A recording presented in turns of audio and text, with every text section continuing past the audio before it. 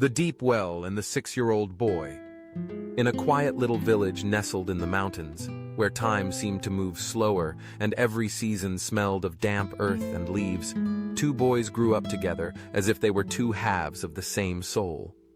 Nathan, 10 years old, was quick-witted, tall for his age, and always the ringleader in their mischievous adventures.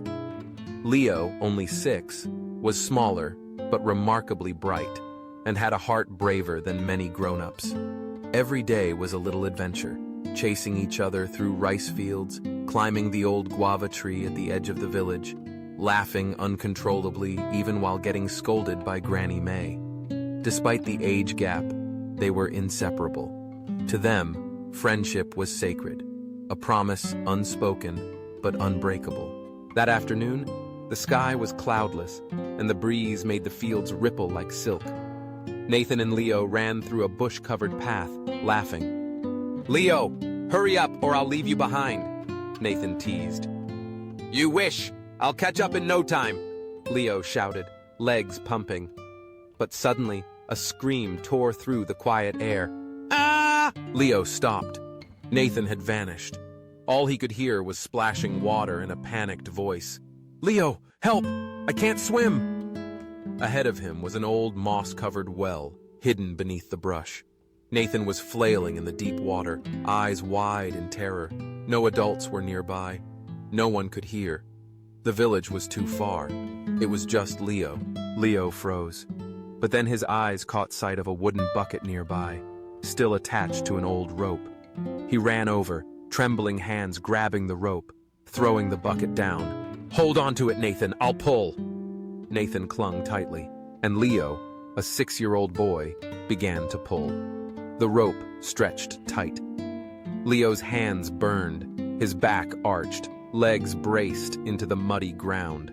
Sweat dripped. His eyes stung. "Don't let go. I have to pull him up. I must." Inch by inch, second by second, he pulled. No one told him he could.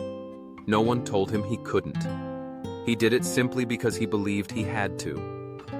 Finally, with one last effort, Nathan burst from the well, collapsing onto the grass. Leo fell back too, gasping for air. They looked at each other and burst into tears. Not from pain, but because they were alive. Because they still had each other. Back in the village, they told everyone what had happened. But no one believed it. A 6-year-old pulled a 10-year-old out of a well? Are you serious? Leo can't even carry a full water bucket. Laughter erupted, but it wasn't joyful. Leo lowered his eyes. Something cracked inside. He didn't want a reward, but he wanted to be believed. Not for strength, but for the faith he had in himself. Suddenly, a calm, low voice cut through the noise. "Why are you laughing?" It was Elder Frederick, the oldest man in the village, who lived quietly by the ancient banyan tree.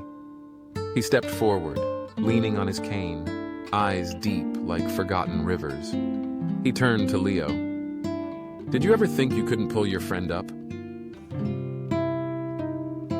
Leo shook his head. "I just thought I had to." Frederick nodded. Then he faced the villagers.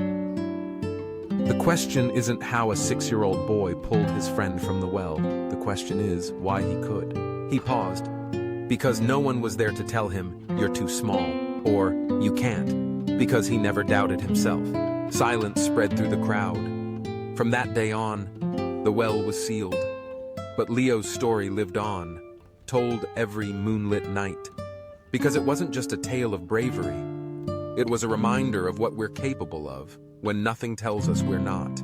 The only real limit is the one you believe in. When no one tells you you can't, you'll discover that you can.